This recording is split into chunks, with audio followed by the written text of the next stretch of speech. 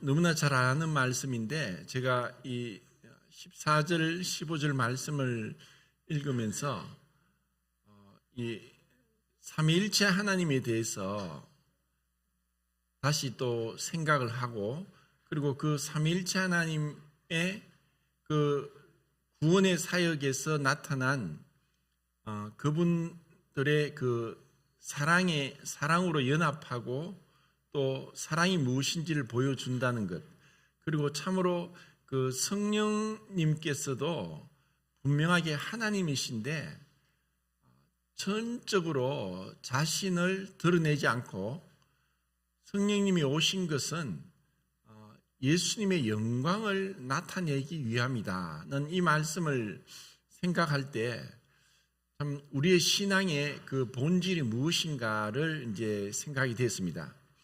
그래서 이제 겸손할 때 참된 그 영광이 하나님으로부터 오게 된다는 것을 성령님으로부터 이제 보게 되었고, 그리고 이 올해 26년도 신년 말씀에서 오직 너희의 심령이 새롭게 되어라는 에베소서 4장 그 25절 말씀처럼 우리가 버리는 만큼 얻게 되고 벗는 만큼 잊게 되고 또 낮아지는 만큼 높아지게 된다 하는 그 신앙의 원리에 대해서 교제하겠습니다.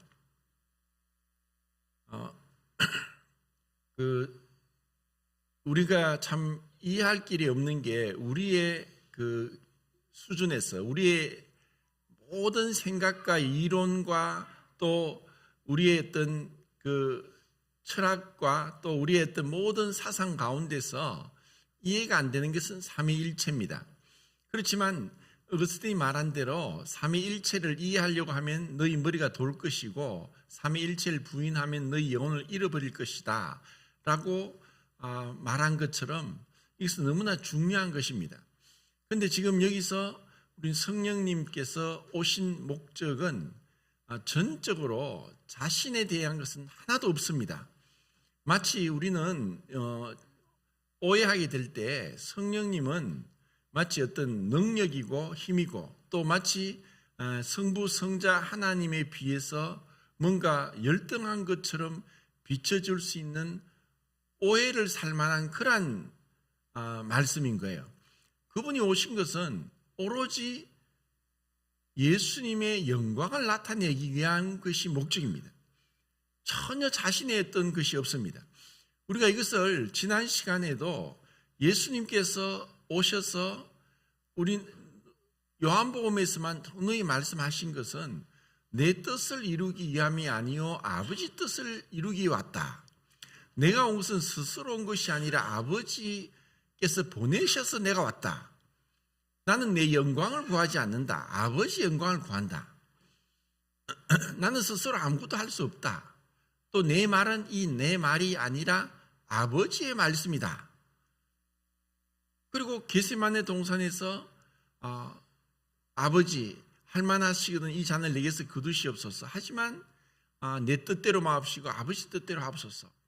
이와 같은 그 예수님께서 행하신 그 삶의 모든 것에서 마치 예수님은 그 아버지에게 절대적으로 종속되어 있고 또 자신의 것은 없고 정말 오로지 아버지만을 위해 사신 모습을 우리는 볼 수 있는 거예요. 그것을 똑같이 성령님께서도 자신의 어떤 것을 전혀 드러내지 않고 오로지 예수님만을 위해 드러낸다는 거예요.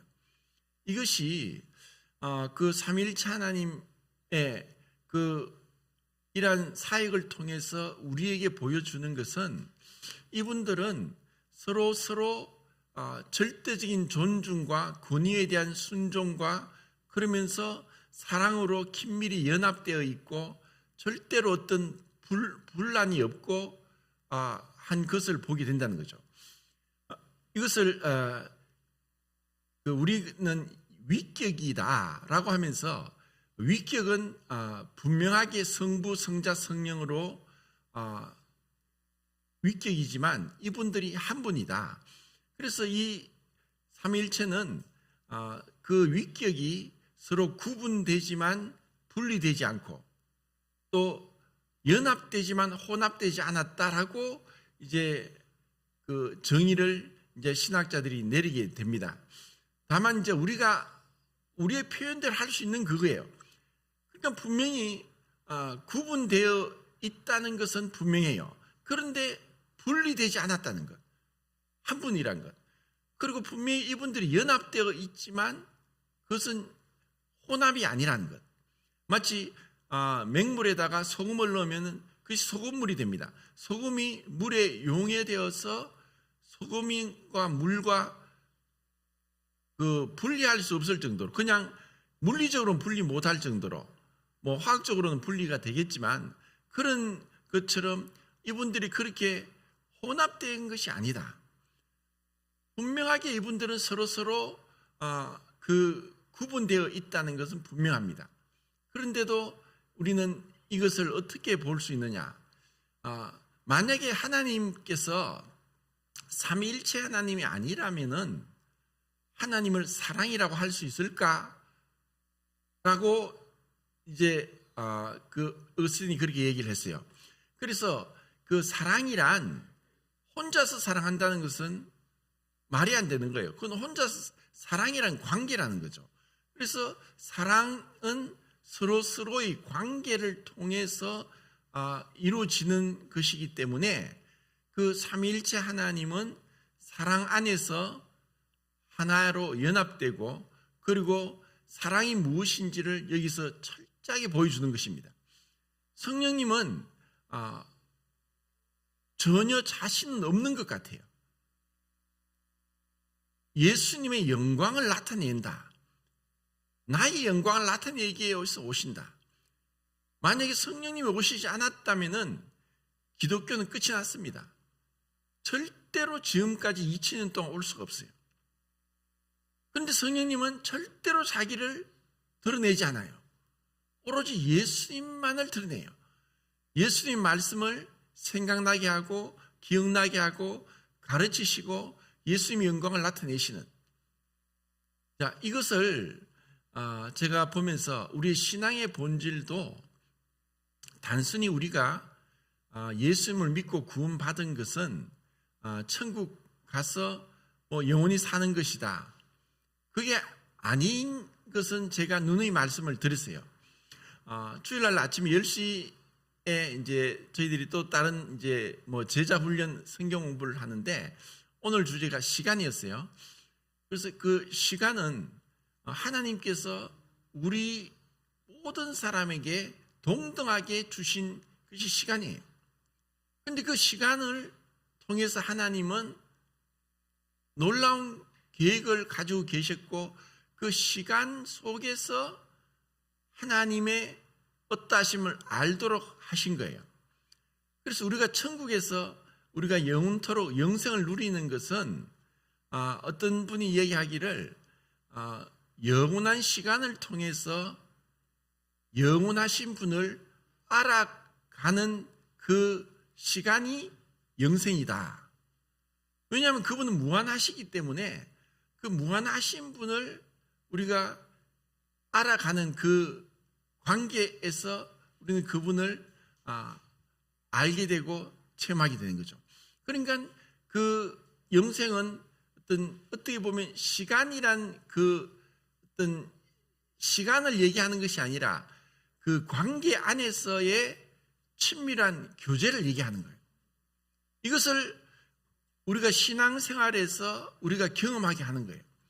우리가 이러한 신앙에서 교회 생활을 통해서 또 인간과 인간의 어떤 인격과 인격의 관계를 통해서 이런 삼위일체 하나님의 이런 긴밀한 그 관계를 우리가 어떻게 경험하고 배워가느냐, 그것을 우리가 한번 깊이 생각해 봐야 된다는 겁니다. 자, 우선 그 성령님이 오셔서 예수님의 영광을 나타내신다라고 할 때 이제 영광이란 단어를 한번 생각해 보겠습니다. 구약 성경에도 그 하나님의 영광이 나옵니다. 그래서 우리의 구원의 궁극적인 목적은 내가 구원받아 천국 가는 것이 아니라 하나님의 영광을 찬미하는 것이 구원의 궁극적인 목적인 것입니다. 그러면 그 구약 성경에서 히브리어에서 말하는 영광을 이제 카보드라고 하는데, 그것은 원래 뜻은 뭐냐? 무겁다는 뜻이에요. 무겁다는 것은 또 어떤 때에 이 단어를 쓰냐면은 굉장히 부자인 사람을 에게 이 단어를 쓰는 거예요. 그러니까 그 당시나 지금이나 어떻게 보면은 많은 부를 가지고 있으면은 사람들로 하여금 어떤 칭송을 받고 또 높임을 받고 존경을 받을 수 있다는 거죠. 그래서 이것을 이제 무겁다, 그리고 굉장히 부유하다, 그래서 그것을 영광이라고 얘기를 한 거예요. 이것을 또 재미있게 정말 무거운 게 뭐냐? 그 하나님의 영광이다. 그 하나님의 영광은 얼마나 무겁냐? 그래서 너무너무 무겁기 때문에 그 무거운, 그리고 어마어마한 그 무게는 모든 것을 멈추게 한다. 그래서 하나님의 영광 안에서는 사실 우리가 천국도 마찬가지지만 시간이 멈추는 것이다라고 생각을 해요. 지금도 우리 지구에서의 그 중력보다 더 큰 태양에서의 중력은 말도 못하게 더 큽니다. 그렇기 때문에 지구에서의 시간보다 태양에서의 시간이 더 느리게 가는 거예요. 그렇지만 이 태양보다 더 어마한 무게와 또 중력이 있는 하나님께서는 가서는 우리의 시간이, 영생이 그냥 하루 이틀, 10년, 100년, 1000년, 만년, 10만년, 100만년 이렇게 어떤 시간이 흘러가는 것이 아니라 그 멈춰진 시간, 현재 속에서, 과거, 현재, 미래가 아닌 현재 속에서의 그 하나님의 그 실존을 우리가 경험하고 알아가는 그 이루 말할 수 없는 그분의 영광 앞에서 절구하는 것. 그러므로 이제 우리가 믿음으로 말미암아 그 하나님과 화목하게 되고 그분의 영광을 바라보고 절구하며 믿음으로 서 있는 이 은혜의 들어감을 얻었다는 그 말할 수 없는 그 구원의 기쁨 속에서 그분을 알아가는 거예요. 이것을 이제 영광이라 이야기해요. 자, 그리고 이제 신약 성경에서 그 영광이라는 독사라는 단어를 쓰는데, 이것이 사실 그 동사형은 도케어라고 해서 말하다, 표현하다라는 뜻인 거예요. 그래서 그 영광은 그 나타남이 그 명사형으로 해서 어떠함이 찬란히 빛나는 것, 드러나는 것, 뭐 매니페스트, 정말 그 하나님의 그 어떠함이 있는 그대로 드러나는 것이 하나님의 영광이라는 거예요. 그런데 이 하나님의 영광을 우리가 잃어버리고 그 영광을 떠난 것은 뭐냐? 우리의 죄 때문에 모든 사람이 죄를 범하여서 하나님의 영광에 이르지 못했다. 그러면 하나님의 영광을 떠나서 무엇을 했냐면 우리가 스스로 영광을 취한 거예요. 세상 사람들이 하나님의 영광을 떠나니까 하나님의 어떠함을 흉내내는데 하나님이 영광 받으시는 것처럼 우리의 죄의 근본은 하나님께 영광을 돌리지 않고 자기가 영광을 취하는 거예요. 자기가 영광을 얻기를 원하는 거예요. 이러한 것 때문에 우리가 말하는 그 삼위일체를 그 존재론적 삼위일체와 견륜적 삼위일체로 구분을 할 때 견륜적 삼위일체에서 삼위일체 하나님이 우리에게 철저하게 보여주는 것은 권위와 순종을 통해서 연합한 가운데 사랑하는 것을 보여주는 거예요. 이것이 참된 그 사랑이다. 정말 예수님께서 철저하게 아버지 권위에 순종하면서 그 순종을 통해서 아버지를 사랑하는 것을 표현하는 거예요. 동일하게 성령님도 그분은 자기를 드러내지 않고 철저히 예수 그리스도의 영광만을 나타내는 것이 그분의 오신 목적이 된 거예요. 이것을 이제 비유적으로 우리 삶 속에서 이제 유추해 볼 수 있는 것은 정말 우리가 누군가를 사랑한다면은 내가 인정받지 않아도 되고 무시당해도 되고 내가 사랑하는 사람이 높아지고 인정받고 행복하고 또 유익하다면은 그것이 나의 행복이라고 하는 것을 맛보는 게 진정한 사랑인 거예요. 그러니까 그 헬라어에서 그 사랑이 아가페, 에로스, 필리아 또 스톨게, 그 하나님의 사랑인 아가페의 그림자인 스톨게, 필리아, 에로스는 하나의 그림자예요. 그러니까 어느 부분적으로 아가페 사랑을 그 비춰주는 그림자인데 가장 가까운 그 아가페의 사랑이 스톨게고 그게 바로 부모의 사랑이에요.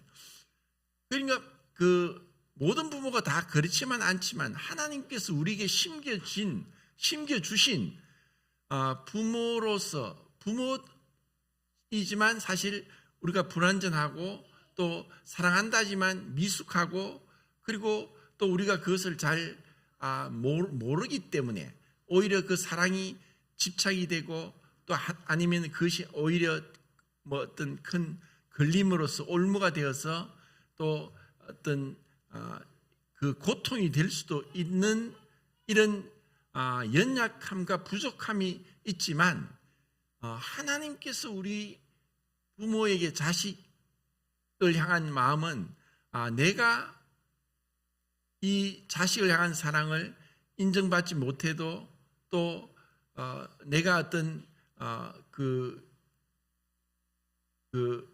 전혀 뭐 주목받지 못해도 자식이 잘 되면은 기쁘다고 하는 그 마음을 하나님이 주신 거예요.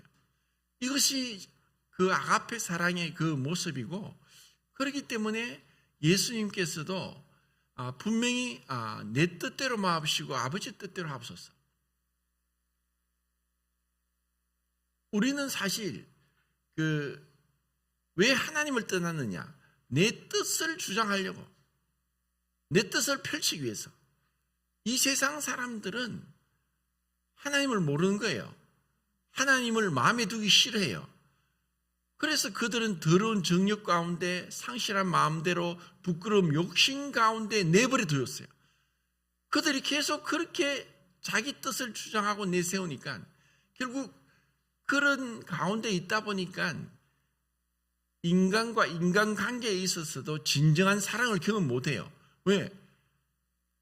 희생하기를 싫어하죠. 헌신하지 않죠. 내 뜻만 주장하죠. 그러한 모습을 통해서 사도 바울이 고린도 교회를 향해서 13장에 사랑에 대해서 나열할 때 부정적인 것을 8번을 얘기하는 거예요. 시기하지 않고 교만하지 않고 물에 향치 않고 자기 유익을 굳지 않고 성내지 않고. 그것은 정말 그들 가운데 고린도 교회의 은사가 풍부했고 또 유능한 지도자가 있었고 했지만 그들에게 사랑이 부족한 거예요. 우리는 그 사랑장을 보고 정말 마음을 정말 위로받고 그리고 정말 그것을 추구하고 하지만 우리에게 사랑이 없다는 것을 알므로 때로는 좌절하고 하지만 고린도 교회는 그렇게 시기가 있었고 또 물에 행했고 자기 유익만 구했고 또 성내고 이런 모습이었던 거예요. 어쩌면 이것은 우리의 어떤 개인적인 삶에서 일어나는 모습과 대동소이해요. 다를 바 없어요. 사랑한다고 하지만 이러한 것들을 계속 가지고 있다면 그건 사랑이 아니라는 거죠. 그래서 오늘은 제가 빌립보서 2장을 통해서 몇 구절을 찾으면서 이 성령님이 겸손하게 예수 그리스도의 영광을 나타내시는 것을 이제 2장을 통해 보겠습니다. 자, 빌립보서 2장을 보겠습니다.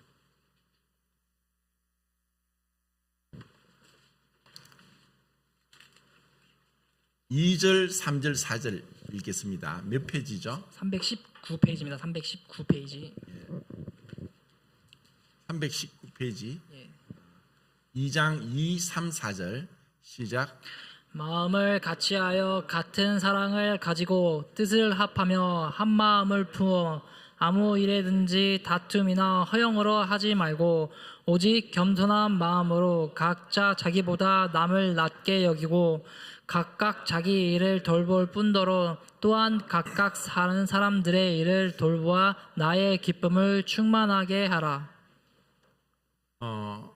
지금 저는 이제 신약 성경에 그리스도의 율법, 그리스도의 계명을 신약 성경에서 한 1000가지가 넘는다고 얘기를 하는데 그 많은 것들 중에서 정말 내 이웃을 내 몸같이 사랑하라. 네가 남에게 대접받고자 하는데 남을 대접하라.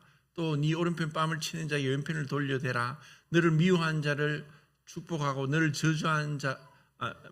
미워하는 자를 사랑하고 저주한 자를 축복하고 원수를 사랑하고 또 너희를 욕한 자를 또 위해 기도하라. 이제 그런 말씀들. 그리고 내 겉옷을 가지고자 하는 자에게 속옷까지 주고 오리를 가고자 하는 자 십리를 동행하고. 정말 감당치 못할 말씀들을 하시는 거예요. 그런데 이것을 우리의 육신적인 옛사람의 본성으로 이것을 이루려고 하면 불가능해요. 그리고 또 그 중에 지금 읽은 말씀 중에서 마음을 같이 한다는 것, 그리고 겸손하게 남을 내보다 더 낮게 여긴다는 것, 이것은 정말 우리 아담의 본성으로는 절대 불가능한 거예요. 자, 빌립보 교회에 어떻게 보면 빌립보 교회가 바울의 전도 여행에서 여러 번 물질적으로 후원했던 교회가 빌립보 교회였어요. 그리고 굉장히 이제 그 조직적으로도 감독 또는 장로, 집사, 성도 이렇게 이제 조직적으로 탄탄하게 빌립보 교회가 서 있었고, 그리고 그곳에 좀 물질적으로도 부족함이 없이 루디아나 이런 사람들의 어떤 헌신을 통해서 굉장히 풍성했고, 그런 교회였지만 그 사장에 가면 요디아와 순두계가 서로 다툼이 있었던 거예요. 이것은 왜 이러한 일이 있느냐?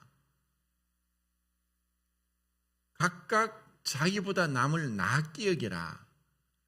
이러한 어떤 겸손의 마음이 없이는 우리가 진정한 사랑을 경험하지 못해요. 주님이 우리에게 원하시는 것은 마치 큰 일을 하고 마치 교회가 많이 부흥하고 사람들이 많이 모이고 멋진 예배당을 짓고 그런 것들을 성장을 할지라도 내적인 인격적인 성숙이 없을 수 있다는 거예요. 이것을 우리가 그렇게 할 수 있겠어요? 정말 불가능해요. 우리는 항상 내가 남보다 뭔가 10가지 못해도 한 가지 잘하면 그 한 가지 잘한 것으로 남보다 더 잘나 보이려고 하는 게 우리의 옛사람의 본성이에요. 그래서 남이 나를 무시하고 자존심을 깎아내리면은 나도 모르게 화를 내는 거예요. 또는 마음으로 미워해요. 제가 몇 주 전에 그 영남 어린이 캠프에 가서 이제 아이들하고 이제 복음 상담을 했어요. 그래서 4학년 남자아이하고 상담을 했는데, 너 죄가 뭔지 아니? 하면서 너 누구 혹시 미워한 적이 있니? 마음으로 누구를 미워하면은 하나님이 그것을 다 보시고 그것은 살인죄라고 하는 거야 하니까 큰일 났네. 나는 많이 미워했는데 금방 솔직하게 그렇게 이해해요. 정말 미워했는데 사실 우리의 마음으로 제가 그 지금 수년 동안 이제 교회 거의 항상 일찍 와서 제일 먼저 오자마자 이제 기도하고 뭘 하냐면은 저 부엌에 있는 화분을 여기 갖다 놓습니다. 이걸 수년 동안 했어요. 그런데 항상 그렇게 수년 동안 이 화분을 갖다 놓았는데 그 몇 주 전에 수년 동안 한 번도 하지 않았던 생각을 혼자서 속으로, 입으로 말도 안 하고 속으로 했어요. 속으로. 이 화분은 뭐 이렇게 예쁘지도 않은데 뭐 꽃도 많은 꽃도 있는데 이렇게 예쁘지도 않은 것을 갖다 놓을 필요 있나? 참 꽃도 이렇게 예쁘지 않은 꽃도 있구나. 뭐 이런 마음이 살짝 들었어요. 그런데 그러고 나서 옆에 이제 놓을 때 손으로 딱딱 이렇게 짚어가면서 딱 놓았는데 한쪽만 걸친 거예요. 그대로 다 엎어져 버렸어요. 그러니까 깜짝 놀랐어요. 내가 속으로 미웠는데 이 화분이 알아들었구나. 왜 나를 무시하지?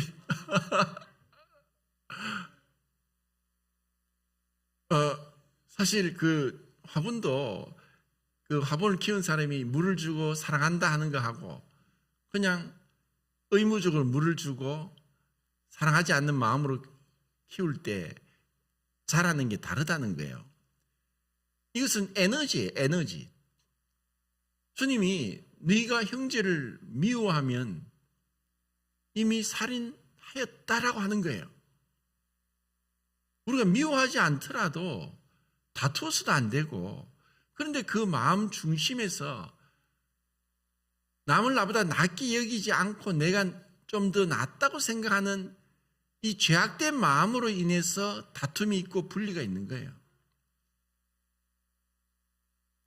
정말 그 우리가 추구하는 삶은 바울이 그렇게 얘기했죠. 나는 모든 성도 중에 지극히 작은 자보다 더 작다. 난 사도라 일컬음 받을 감당치 못할 자다. 맨 나중에 만삭되지 못할 난자 같다. 나는 죄인 중에 괴수다. 자, 그렇게 얘기했던 바울의 그 마음 중심에는 내가 이렇게 1차 전도 여행, 2차 전도 여행, 3차 전도 여행까지 했고 다른 사도들은 그래도 뭐 가정도 있고 아내도 있지만 나는 독신으로 주님을 위해 내 몸을 불살랐고 그리고 내가 뭐 40의 감암매를 몇 번, 뭐 3번 맞고 태장으로 뭐 5번 맞고 온갖 강의 위험과 온갖 위험들 그리고 동족 위험과 유대인의 위험과 이런 많은 그 고난을 겪었고 그리고 그의 사역이 아시아와 유럽을 거쳐서 얼마나 많은 교회를 세웠습니까? 그리고 그 가운데 얼마나 놀라운 역사가 일어났습니까? 그런 것들을 자기가 생각하고 늘 마음에 뒀다면은 절대로 그런 얘기를 못해요. 마음 중심에 내가 나는 이렇게 했다. 내가 이 정도를 했다. 이런 마음들이 있다는 것은 결국 내 마음이 높아지는 거예요. 높아질 때 우리는 넘어지고 교만이 결국 다툼을 일으키는 거예요. 바울은 정말 자기가 한 것에 대해서는 고린도서 4장 5절에 나도 나를 판단치 않는다. 오직 나를 판단하실 분 주님이시다. 우리가 그 마음을 가지고 있어야 되는 거예요. 주님 앞에 갈 때까지는 사실 끝난 것이 아니에요. 그때 갔어야. 그런데 우리는 마치 우리가 그 선악과를 먹은 결과는 뭐냐면 우리가 재판장 자리에 올라가는 거예요. 재판장은 주님이신데 우리가 재판장이 돼서 모든 걸 재단을 하는 거죠. 주님이 자리에 올라가는 것보다 이게 더 무서운 죄가 있겠어요? 우리도 우리 자신을 바울이 그랬듯이 나도 나를 판단치 않는다. 자기는 뒤의 것은 돌아보지 않고 오직 위에서 표대를 향하여 위에서 부르신 부름의 상을 향하여 달려간다. 내가 이미 얻었다함도 아니고 다 이뤘다함도 아니다. 오직 위에서 부르신 부름의 상을 향하여 달려간다고 그렇게 말씀하지 않습니까? 그러니까 이런 마음을 가지고 이제 곧 바로 5절에서 너희 안에 이 마음을 품으라 곧 그리스도 예수의 마음이니 정말 그리스도 예수께서 하나님과 동등됨을 취할 것으로 여기지 않고 자기를 비워 종의 형체를 가져 사람의 모양으로 오셔서 죽기까지 복종하신, 그래서 예수님은 가장 높은 신분이 정말 가장 낮아지셨어요. 누가 말구에서 태어나자마자 말구에서 몸이 누운 사람이 어디 있겠으며 가장 부유한 분이 그렇게 가난하게 아무것도 없어요. 여우도 굴이 있고 새도 깃들 곳이 있지만 인자는 머리 둘 곳이 없다. 그건 아무것도 없었어요. 마지막에 입고 있던 옷까지 그 로마 병선을 할 때 다 뺏겨버렸고 빨가벗김을 당했고 그들이 제비를 뽑아 그 옷을 가져갔어요. 주님은 다 주셨어요. 가장 낮아지셨어요. 그래서 주님이 그를 가장 높이신 거예요. 이런 그리스도의 마음을 품을 때 그때 우리가 정말 신앙이란 것은 우리의 뭔가를 하는 것이 아니라 주님을 닮는 것이고 주님의 마음으로 행하는 것이고 주님께서 가신 길을 따라가는 것이고 주님이 행하신 대로 우리가 하는 거예요. 주님은 자기를 비난하고 욕하고 모욕하는 자를 향해서도 기도하셨던 거예요. 이것은 우리의 본성은 안 되죠. 그리고 왜 우리에게 이런 마음들이 정말 주님에 의해서 필요하다는 거예요. 자, 12절, 13절, 14절 한번 읽어볼까요? 12, 13, 14절. 빌립보서 2장 시작.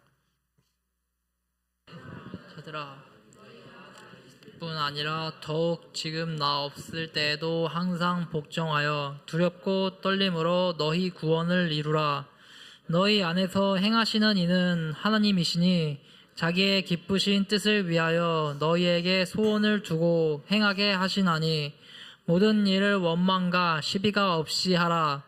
이는 너희가 흠이 없고 순전하여 거스르는 세대 가운데서 하나님의 흠없는 자녀로 세상에서 그들 가운데 빛들로 나타내며 생명의 말씀을 밝혀 나의 다름질이 헛되지 아니하고 수고도 헛되지 아니하므로 그리스도의 날에 내가 자랑할 것이 있게 하려 함이라. 예, 15절까지 읽었는데 더 읽었죠? 17절 다시 읽겠습니다. 17절 시작.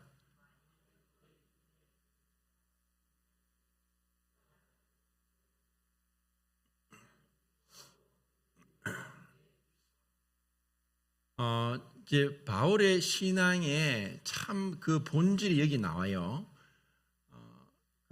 우리는 과거적으로 구원받은 것은 죄의 형벌로부터 구원받았지만 현재적으로 구원을 이루어가는 것은 죄의 권세로부터 두렵고 떨림으로 구원을 이루어가는 과정 속에 있고 이것을 우리는 점진적인 성화라고 그래요.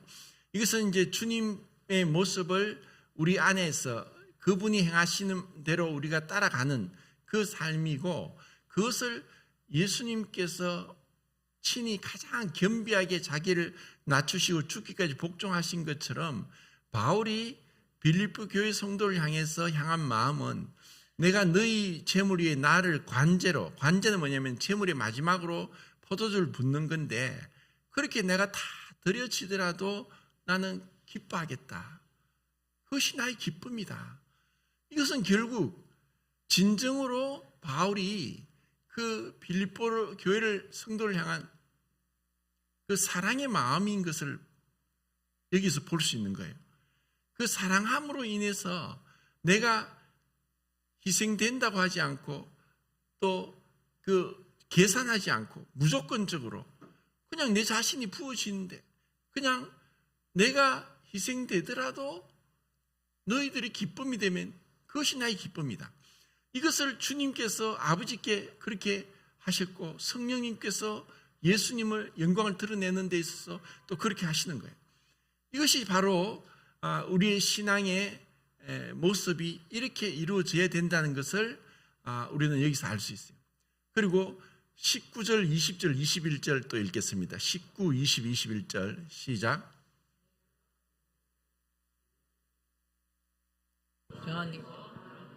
너희의 사정을 알므로 안위를 받으려 함이니 이는 뜻을 같이하여 너희 진실이 생각할 자가 이밖에 내게 없음이라. 다 자기 일을 구하고 그리스도 예수의 일을 구하지 아니하되 디모데. 예, 바울이 우리가 아는 대로 그는 노총각이었어요. 그는 결혼하지 않았어요. 그는 자식이 없었어요. 그런데 영적인 아들이 있었어요. 그 디모데예요. 그리고 이런 관계를 맺는 것은 사실 쉬운 게 아니에요. 왜냐하면 사람은 자기 부모에게도 이렇게까지 헌신적으로 그렇게 돌아보고 섬기기 쉽지 않기 때문에요. 그런데 바울이 그렇게 이런 훌륭한 영적인 아들인 디모데를 두고 또 그가 다른 사람들이 다 자기를 돌아본 데 바쁘지만 이 디모데는 마치 그 아들이 아비에게 하는 것 같은 그러한 헌신적인 마음으로 바울을 섬기고 했던 그러한 아름다운 모습을 우리는 보게 되는 거예요. 그러니까 신앙은 그리스도께서 행하신 모습을 바울이 따라갔고 또 바울이 따라간 그 모습을 디모데가 따라가는 거예요. 이것을 주님이 원하시는 거예요. 그리고 그 밑에 또 25절, 26절, 27절 한번 읽겠습니다. 25, 26, 27 시작. 그러나 에바브로디도를 너희에게 보내는 것이 필요한 줄로 생각하노니 그는 나의 형제요 함께 수고하고 함께 군사된 자요 너희 사자로 내가 쓸 것을 돕는 자라. 그가 너희 무리를 간절히 사모하고 자기가 병든 것을 너희가 들은 줄을 알고 심히 근심한지라.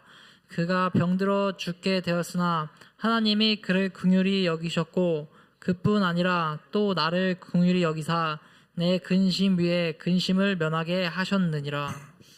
예, 그 에바브로디도에 대해서 얘기를 하면서 그가 사랑함으로 자기의 병들고 또 아픈 것을 빌립보 성도들이 알기를 원하지 않았어요.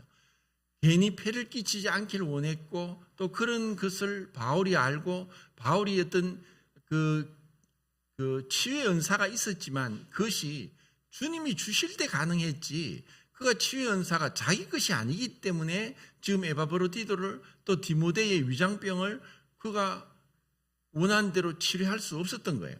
그것은 전적으로 주님께 속한 거예요.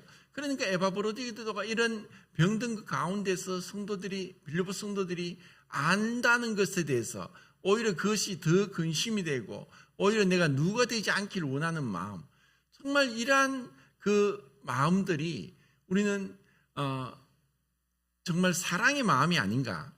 사랑하지 않으면은 절대로 있을 수 없는 일들이 여기서 일어나는 거예요.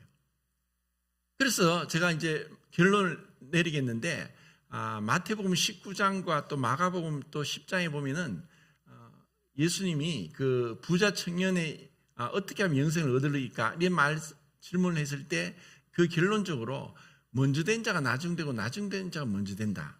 자, 이것은 조금 그 해석이 조금 난해한데 이제 시간이 다 돼서 간략하면 말씀드리겠습니다.